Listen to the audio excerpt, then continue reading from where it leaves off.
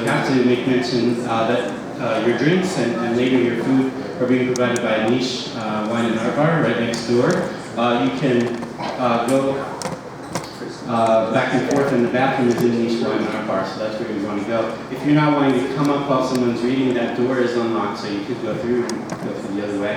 And as I mentioned, there will be some food, but it's going to come out at the end of our reading. I think that as poetry readings go, this one will be relatively quick. It's not like the monthly event that I host, Ghost Town Poetry Open Mic, is about a 3-hour event. It's not going to be one of those. It's going to be considerably quicker. So, we received a grant from Humanities Washington that funded talks, workshops, open mics, a bunch of different things. It was from January to June. This is the last event and last project that's funded by this grant that we got. The reason that we have the money, the reason we received the money is because of Dean Gergar, who's helping with the chairs here. She wrote the grant for us and helped so much with so many aspects of keeping things organized, helping me to understand what was going on and how it was going to happen. Just kind of keeping all our ducks in a row and dealing with the kind of stuff poets are not known for being great about, like budgets and things like that. And I'm She cares for. Yeah. So I wouldn't have, I wouldn't have the grant if it wasn't for Deanie. I also think I wouldn't be the poet laureate of Clark County if it wasn't for Deanie, because she's one of the people who really advocated for this position to be created. So, yeah.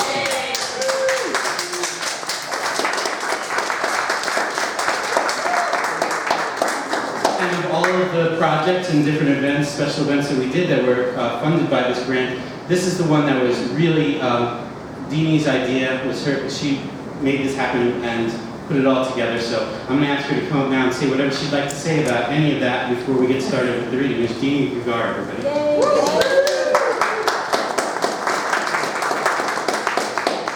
I just want to say that actually it's Leah Jackson that deserves the credit for the idea of this.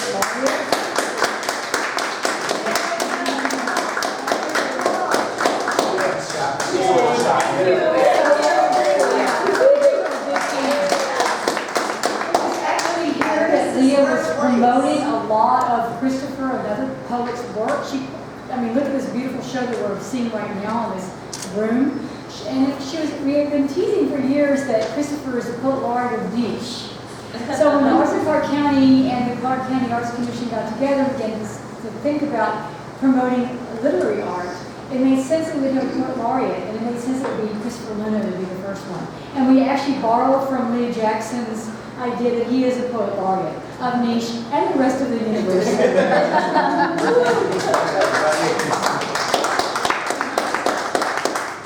I do want to say something about Humanities Washington and Humanities.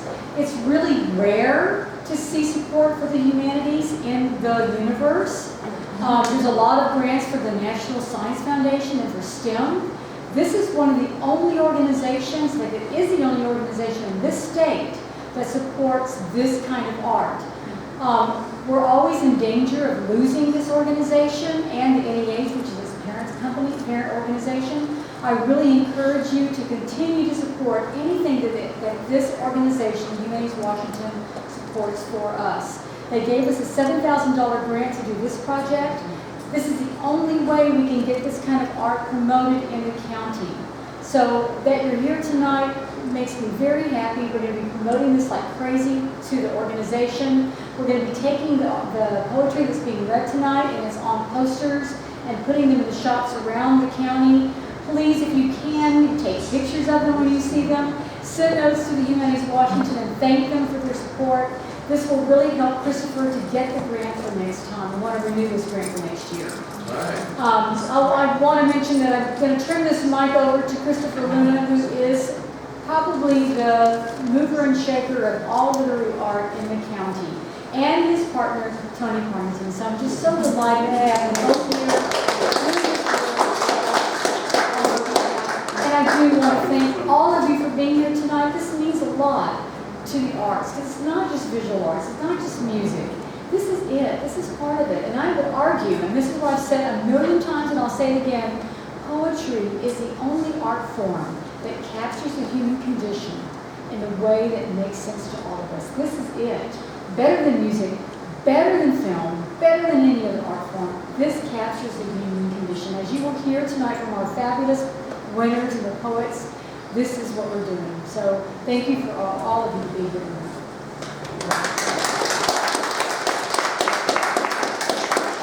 Yes, it's true. 2 years before I was named the Poet Laureate of Clark County, Leah Jackson named me Poet Laureate of Niche and Angst, and I didn't know that it was possible to be the Poet Laureate of a business, but of course I accepted. And the reason I accepted is because Leah Jackson has literally been supporting me, and I feel the same way about John and Deanie. Leah's been supporting me since she met me. I was looking through, putting into binders the flyers and materials from all the events that we did together. Leah Jackson and I have been doing events together, I think the earliest one I found was 2006 or 2007. So as soon as she knew that I existed, she started supporting me. And John Barber and Deanie Gagar, as soon as they knew that I was here and the work I was trying to do, they wanted to support it, and they showed that support.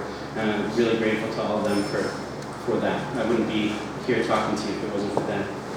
So this is very exciting, and really tonight is not just a reception for the poets who are going to be on the posters. It's kind of a launch for those posters. I managed to get them into 3 or 4 places, but Deanie and I still have to do the work of driving around the county and delivering them to businesses. It's pretty wide open to any business within the county that wants to have one. If you have a relationship with a business in the county, or you own one, you could be one of the shops for poetry in the shops. And once we really get a sense that most of them are out there, or if we run out, then we're going to put a master list up, probably on the Poet Laureate website that Deanie put together, which is a fantastic site. And we'll also, those of you that are in contact with me via email, I'll make sure everybody knows where they are so people can visit them, thank the businesses, support the businesses, and take photographs, like she was saying. You wanted to add something? I do. Amalia Vaca sneaked in. Oh, yes. She's sitting on the floor right here. Stand up. Stand up and come out where they can see you, please. Amalia Vaca made the posters and she'll be graduating this fall from the CNBC program, which is the program that John and I work in at the university. And she is the most wonderful project manager in the universe and a terrific artist. And I rely on her heavily. So she deserves a wonderful thank you in public for this work. Thank you. Thank you. I've loved the poem, the posters since I first saw them, but this is my first chance to tell you in person thank you. And I think you did a great job on designing these. So I hope that the people in Clark County that see them will agree that they're wonderful. So what we're basically going to do is we're going to go through the list of the winners alphabetically. Each of those people will read their poem that was the winning poem, and then those that did bring 1 or 2 others might read you a little bit of some of their other work. We have 3 poets who did not make it, who couldn't be here tonight, and so I will read one of those. My partner Tony Partington will read one, and Deanie will read the third. But we'll just keep it going alphabetically until the end. And I also want to say hi to Scott Carstensen, who just came in. Just so that you know that I know that you're here, and welcome and congratulations for being one of these. And you heard the part about alphabetical, right? So, right? His last name starts with C. So I just wanted to give you a heads up on that. Okay, so our first winning poet is Tiffany Berba-Schramm, and her poem that won is called Everything Settles. She, as I mentioned, is also taking care of the video tonight. And so let's give a warm welcome to Tiffany Berba-Schramm.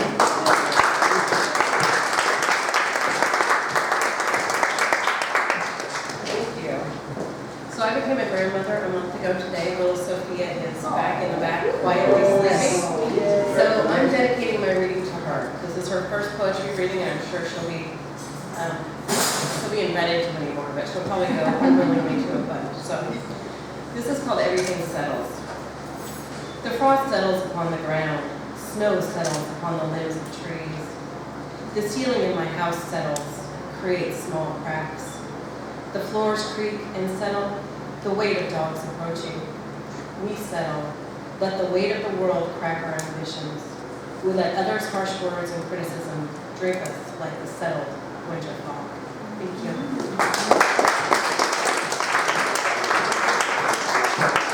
One of the winners was Diane Cameron. She's one of the first poets that I met here in Vancouver, Washington. And she's in New York right now, so Deanie's going to read Diane's poem.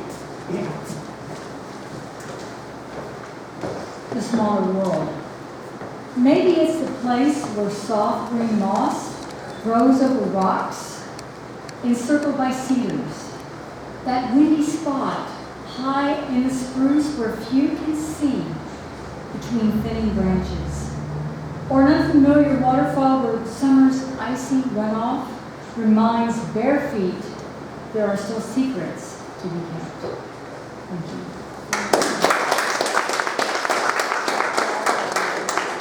Deanie's a great writer too, and she's doing so many different things that we don't really get to hear her read poetry too much. So one of my commissions for the next year is to see if I can coax her to, actually read her poetry at one of our events. I can do it. Huh? I'm not teaching so much, make sure I can do it. Yes, she's usually in the classroom. That's one of the reasons we can't get her out to the open mic. So this is Chris Chafin. I know him both through Clark College's tutoring center. He's also a student at Washington State University. He wasn't able to be with us. There is a chance that he could be here late, and if he is, I'll be honest with you, I'll ask him to read it again. But since Chris is not with us at the moment, I'm going to read his poem to you, and it's called Columbia.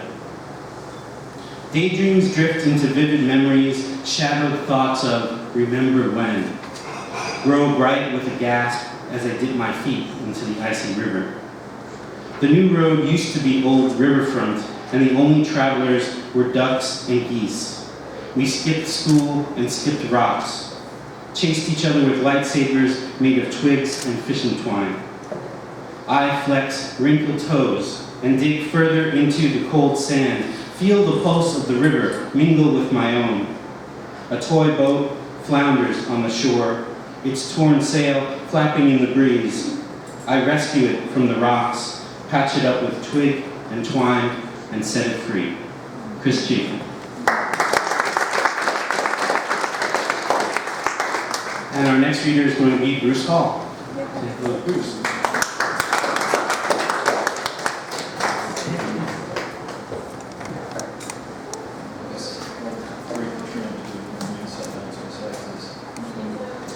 A verbal antidepressant.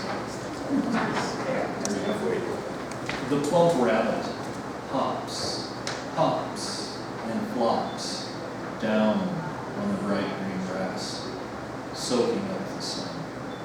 The orange and black butterfly flits and floats in big arcing circles, just drifting, drifting on the light, warm breeze.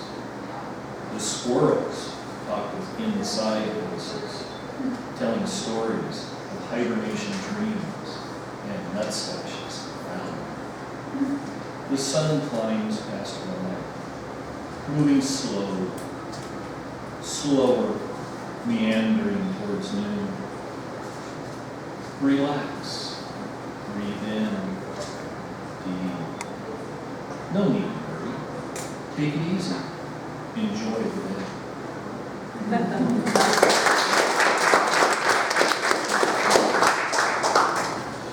Give me a microphone and I'll read something else too. So. This one is called Beauty's Trouble. She is beautiful.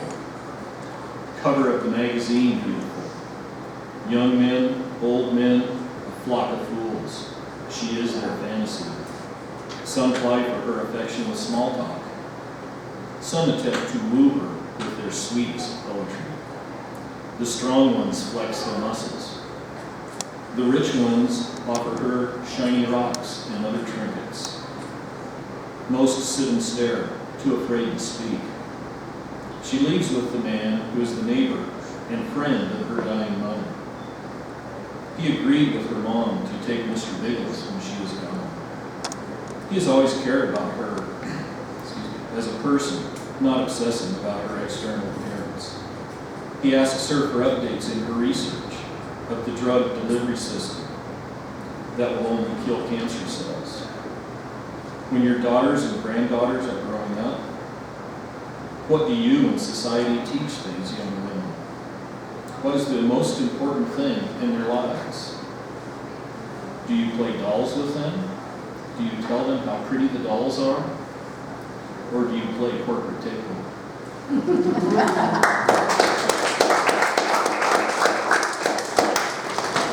And one more. News of your death. The phone buzzes. A call, a text, an email. I can't remember. The message is the same. News of your death. The phone drops. Pieces fly. Battery tumbles across the room. My lip quivers. I lose control and begin to cry, even though you left me those many years ago. Somehow, something remained. Tears rush like a tidal wave, swamping my brain. The wreckage flows out of me, soaking the carpet. Debris and memories pile high. The good times, the bad times. All gone. You're gone. Technology and my emotions spread across the floor. Will this be the last crack in my heart for loving you?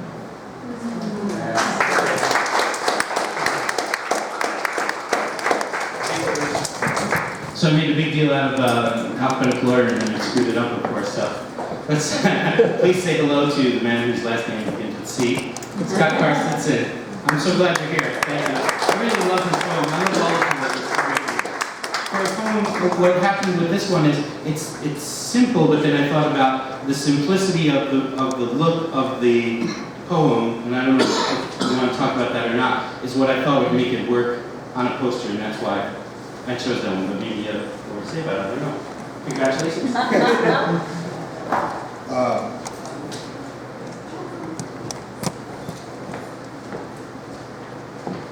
Well, I heard cancer once already, and it's been a theme in our life for the past couple of years, so I think a lot of my stuff was geared toward that. And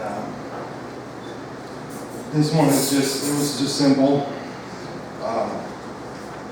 And I like the theme of the letters. So, long-lasting, ongoing, vigorous expedition. Love. That was that one, and I have a couple more that I'll read here. Read that one again. Would you read that one again? Sure. Slower. Long-lasting, ongoing, vigorous expedition.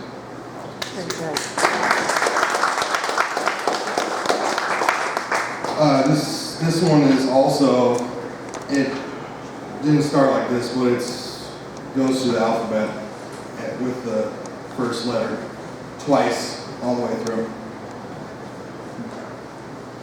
Arbitrary is this thing, all in this brain we say, burned images and bad memories stored, collective of conscious conundrum of fate, delivered by the gods, damned by the floods. Emotions on high, elevated to violence, facing the day, fearing the night. Gradually we find grandiose plans, hell breaks loose, hands clap to fall, ingrained by our failures, ignored by our hearts. Just what do we need? Justice foregone. Killing our innocence, kills our chances. Latently living, lucid lurking, making no sense, malevolence. New paths arise, no ruins survive. Obtuse must be overwritten by placating seasons, planing diseases. Question the learnings, quiet deceiving, return to innocence, reciprocal pleasing. Stand tall and see successfully. Take no prisoners, tangible progress. Under our feet lies understanding. Vestibules lie near, bending healing's end. Why don't we extend willing minds and hearts? X marks the spot, X out the past. You alone can achieve, you have to believe. Zion in your heart, Zion in your head.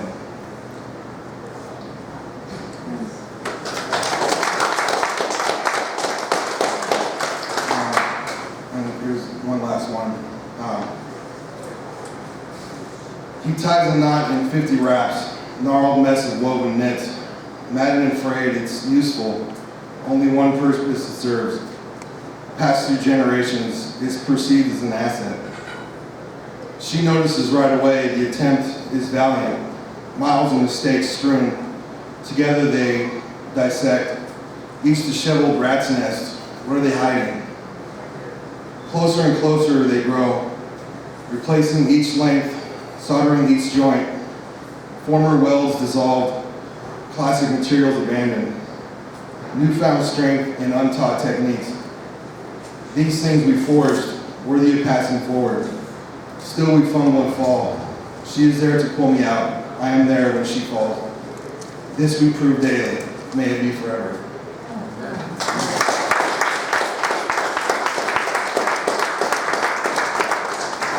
That was really beautiful. And if you'll indulge me, just a comment. It just reminded me of what we see happen at the Goattown Poetry Open Mic every month, which is that when people have the courage to speak to something that was painful or difficult, it's healing and empowering for the reader and for the audience at the same time. And that's probably one of the main reasons that I'm doing the work that I'm doing in the community, is that you get kind of addicted to having that collective experience of healing and empowerment, and you want to do it as often as possible and help other people to experience that too, because it's usually just a little bit of shyness that's keeping people from having that experience, and then they come to the events and see that, how much fun they are, and that nobody is, getting hurt, seriously hurt as a result, and they want to give it a shot usually, or at least come and listen. So thank you for your courage there. And next we're going to hear from Morgan Hutchinson. Welcome, Morgan.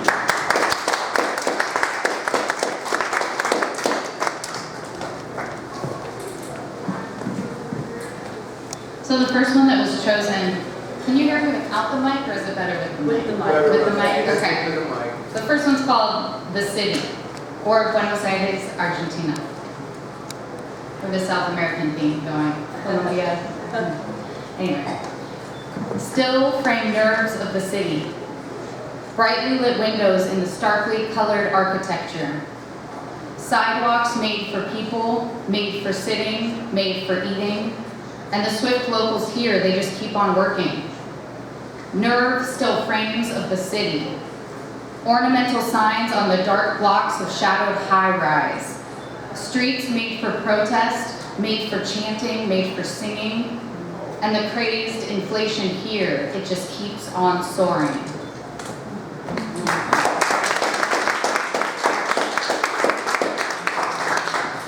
So I have one more for you. It's a narrative poem that I wrote for Christopher Luna's Poetry Matters course that I just took with him, and it's a great class. I recommend anybody who is interested definitely take it. There's a few of you out there that already have. So a narrative poem, and I'm going to dedicate this to Gareth Couch, who is my boyfriend, and narrative poem based on a true story, and he knows this one. So, Death Valley, Nevada. There's nothing more free than the open road. Those lines on cement, a sharp white pigmented perspective, gently charging us into the angled, near distant future. Crossing the border into Death Valley, Nevada, her feet casually anchored to the sun-stroked dash. Interrupted by a familiar yellow light, it was time to fuel. Her bare feet dropped to the floor, the coolness in the air slipping. He saw the looming threshold of hysteria in the lines of her face as he laid back still, reassured that there has to be something. She scanned the dots that were towns in this vast abandon, the vacant spaces piercing the paper of the giant-sized road atlas in question, with braced, anxious tone. What about Gold Point? Heavy hesitation and decided necessity, the two turned off onto a dirt road that wound up a parched, eerie desert hill in direction of that curious metallic glimmer reflecting off of the arid afternoon sun. Pulling up, marked wood shacks lined the makeshift road as they observed a woman moseying by with the freckled mutt of the dog. Soliciting comfortably from the car window, she asked, "We need to refuel. Can anyone around here help with that?" Squinting, the woman pointed to a shack marked saloon and said, "The mayor might." Together, the eager couple walked skeptically through the weather-beaten swinging saloon doors, disregarded by three men bullshitting at the bar as if entering as houseflies. "Hey, we're looking for the mayor." She intervened as one of the men leisurely turned around. His shirtless, aged leather skin blended with the bar top he leaned on. Stumbling toward them, he declared, "You two come to join the party?" Unaware of the party, they explained their situation to the mayor. "Well, what do you have for us?" He joked pervertedly, eyeing her petite body with more than his whiskey-polluted eyes.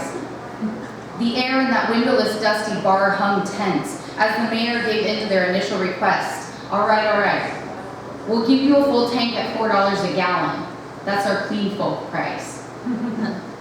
Knotted abdomens, vulnerability abound. They followed the mayor on his screaming ATV, ever shirtless, who led them to 3 massive rusted barrels. As the mayor started pumping the gas, she noticed the guns. Strapped to the holsters on each end of the mayor's bristled gut that had been conditioned by many years spent on that bar stool in the saloon. Fuel still flowing, their coolness tapering. Fear led to small talk. "So, what are y'all doing up here?" he asked the mayor naively. "Living."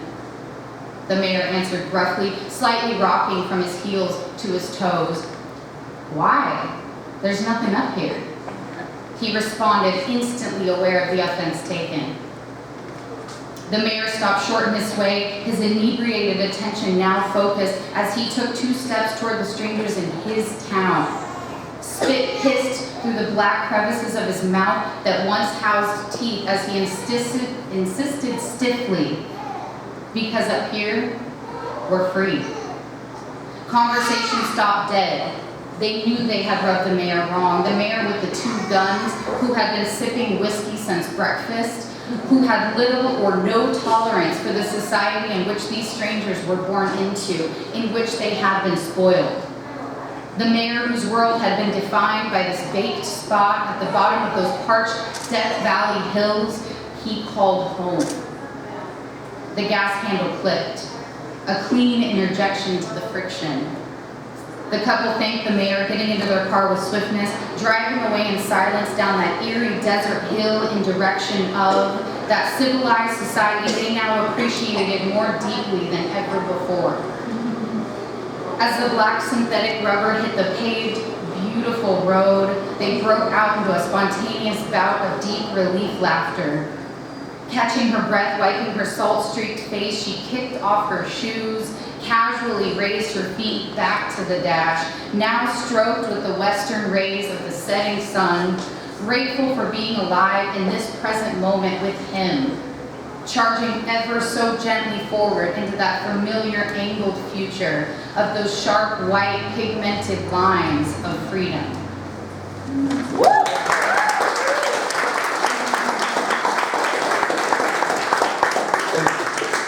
I love that poem. I asked Morgan to send that to me.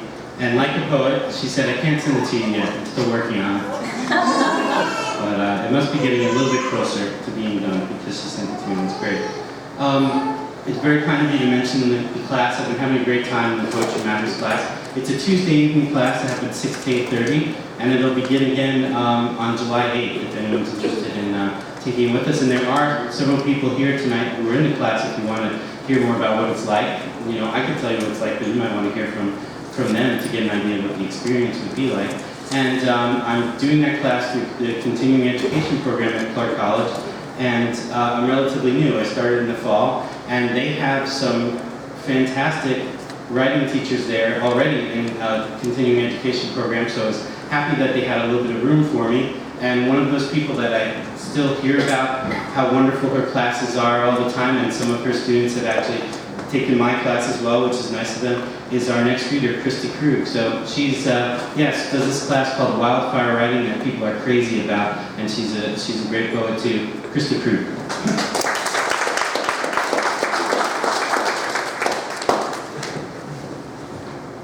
Gosh, thank you, Christopher. And I was just thinking, I'm so grateful for your addiction to healing and empowerment. Like, what a wonderful addiction to share and spread. And I want to share that addiction. I think that's good. Awesome. So, all the poems I have here all have numbers in them. Preparations. 1, to start with, take your shoes off. How do you expect to make poems with clothed toes? 2, step into the ferocious hot pepper wind, a wild, roiling, chilly bang slam, churning your world. 3, moisten with torrents. 4, sear with cosmic gases. 5, test for doneness with left heel. If center remains firm, you're ready.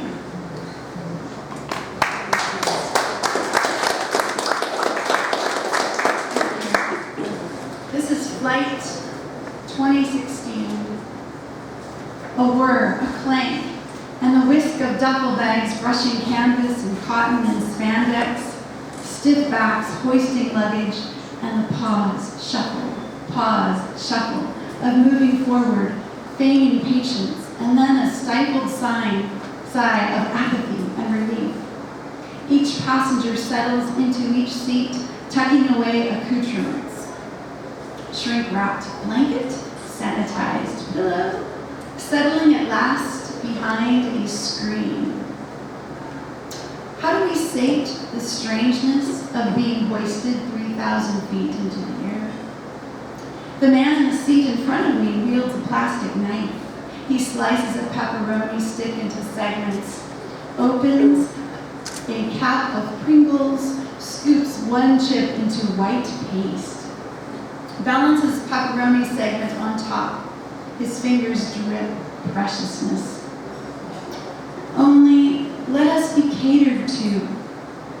Only let us be served our orange juice, and may the attendant return quickly, retrieving our single-use plastic glasses. We have so little space and so much need. Give us a story. The ground is far beneath our feet, and we don't remember how to walk.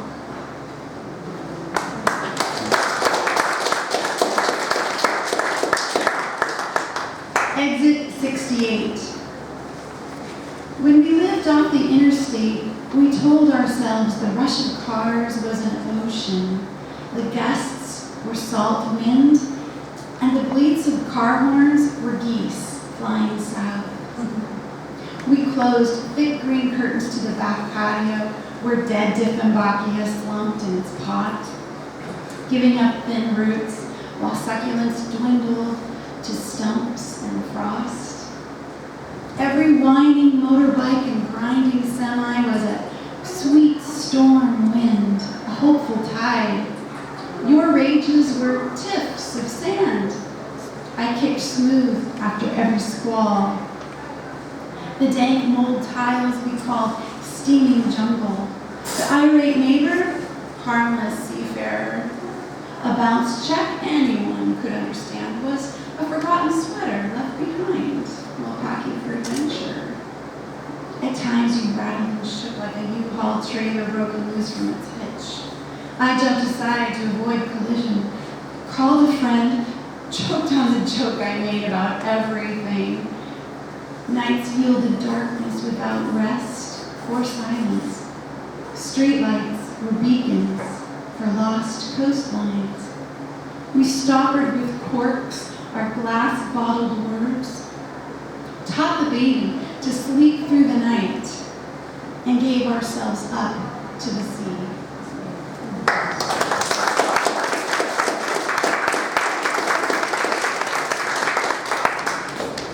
Thanks, Christy. Next we're going to hear from our Valentine Moore.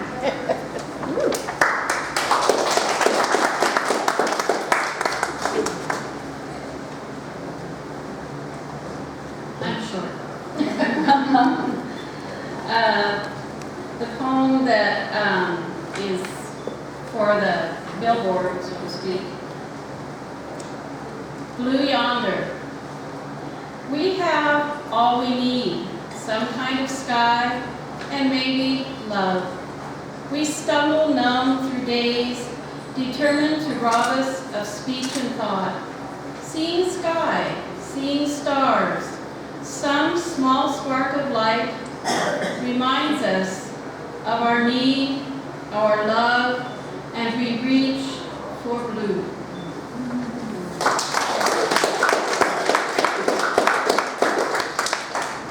The last 10 years have been quite a journey. So I've written a poem about a journey. It's not my personal journey, but it's something that I can relate to, and I think you can relate to it too. This is called 3,000 Steps. Remember that guy, Chris Columbus, left who he loved, all he knew, sailed away. Isabel waved goodbye, blew kisses from the shore. Here you are, wilderness, trees instead of skyscrapers. Lady in the harbor, shadow in your mind, her flame dimmer without you there. Spirit on a rubber band string, between coasts, between hello and goodbye. You raised anchor, soul unfurled, sailing forward, sailing toward a faint horizon line, hoping the distance won't diminish your essence.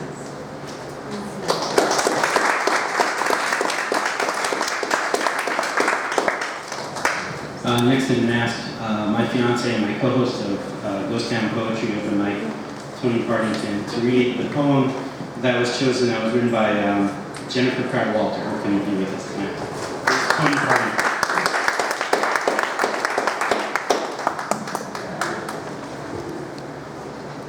Thanks, Chris. I just want to say that I'm really excited by this project because I keep thinking that there will be these poems in the windows, and when people are strolling, they'll connect. And you never know who will connect with the words that you've put on the page. It could be little ones, and they could be old ones, and they could be people that are visiting. And to me, that's so exciting that someone will take away what you've written and keep it with them in here. So, congratulations to all of you. Teacher of the Trek by Jennifer Pratt Walter. If you are the road and too many footsteps come, don't give in too easily. Be a true journey, girl, not simply a surface to tread upon. Be rocks, fords, and brambles sometimes, and not just pliable, friendly soil. Tell the right walkers, the true seekers, your wisdom, dreams, and aspirations. Be the teacher of the trek to those willing to listen deeply with their shoes.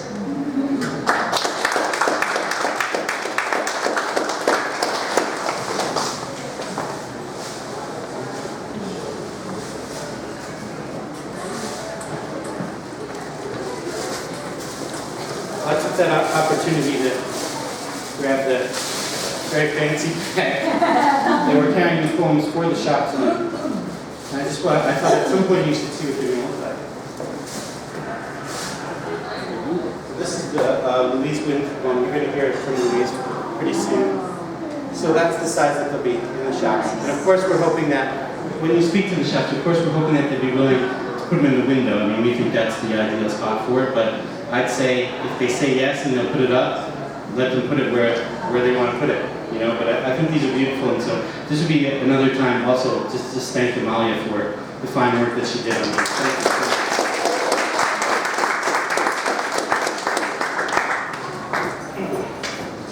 Okay.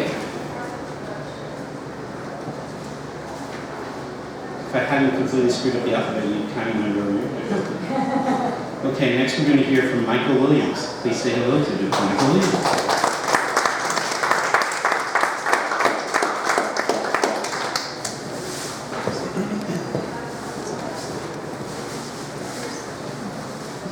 Thanks for having me. Thanks to Chris and Deanie, for everything you're doing. This is summer camp.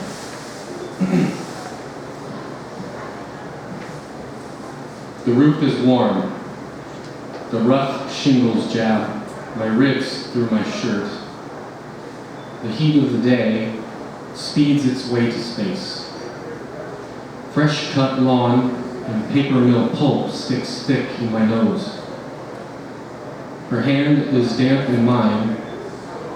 Her fingertip spans my palm. My heart jumps jacks and skips rope inside its cage.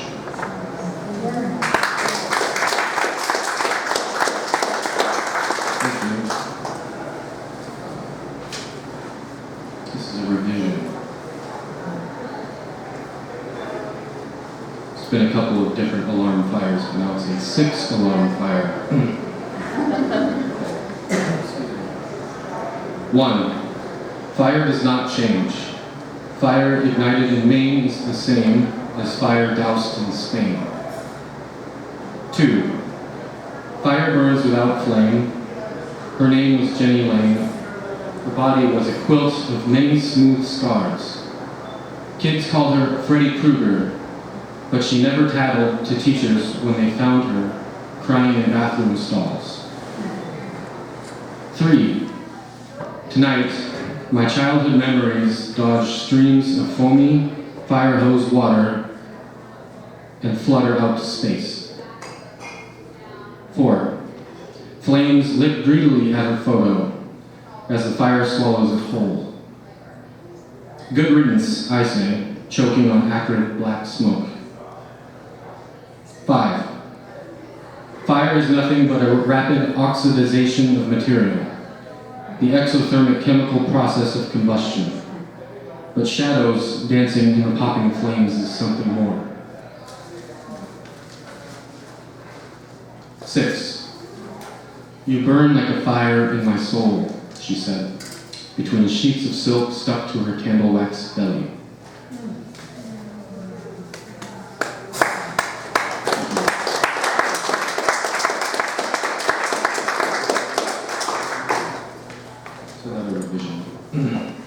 September clouds. Between her thick, glossy black lips, a bone-white cigarette bounces to the rhythm of petty invective. Spineless, white trash. Cigarette ash dances, gray and precarious as she drags and pulls. Thin, pale ribbons of smoke, the color of September clouds, shroud her mouth, seeping from her insides out.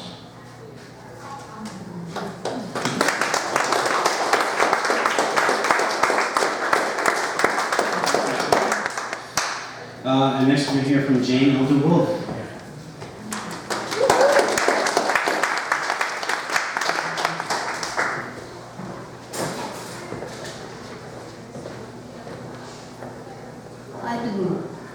I didn't bring any extras. So I'm going to talk for a bit. I have some things I want to say. I want to thank Christopher and Tony and Deanie again. Thank you so much for what you're doing. You have lighted a fire. One of Chris's and Tony's open mics set cover-to-cover books. He managed to get Doug Marks out of retirement to come and talk to us and read his poems. If you've been around Portland and Vancouver for a while, you know about Doug Marks and how he's like the godfather of poetry holed up over there. And he actually said with his own mouth, Chris Luna came to Vancouver, of all places, what you doing in Vancouver? And he not only got poetry up and running, but he created a scene. And it is true, and this is part of it, and this did not happen here before, these people. Leah, too, can't forget Leah. So anyway, that is a miracle. And now downtown Vancouver, in case you didn't know, has been officially declared by the city of Vancouver an art district. Please, an art district. So, there's that. And then, I want to say, I'm very happy to see the younger people here from 3 weeks on up. And this is for James and Arthur in particular. I want to say that poetry is a free stage. Garrison Keillor says poetry is the last bastion of journalism. It's the only journalism we've got left, he thinks. I don't know if I go that far, but it is open to anyone, and it starts with a word. James and Arthur. Think about those words that you love and roll them around in your mouth and in your head. That's where it starts. That's what it's about. It's not a closed society. It's open to anybody. And people have discovered their love for words and for many other things, for life, through poetry. It's not to be dismissed. I have a story about a dear friend who's up in her 90s. I have lots of friends in their 90s because I write about old people all the time and they keep getting older. And thank you. It may help with me. It might, yeah. Can you all hear me? Yeah. And we were taking a rather ludicrous train ride to Eugene just for the fun of it. And we got stuck on the tracks outside Union Station, and there we were in the trenches with the corrugated steel roofs on both sides of us, and we were there for a couple of hours. And we were finding all kinds of things to talk about, and she said, I've never really got into poetry, I never really understood it. And I said, well, it's really just a question of looking at what's around you and saying what it strikes you about it, what seems most important to pick out about it. And she said, like for instance, those lines that come down and that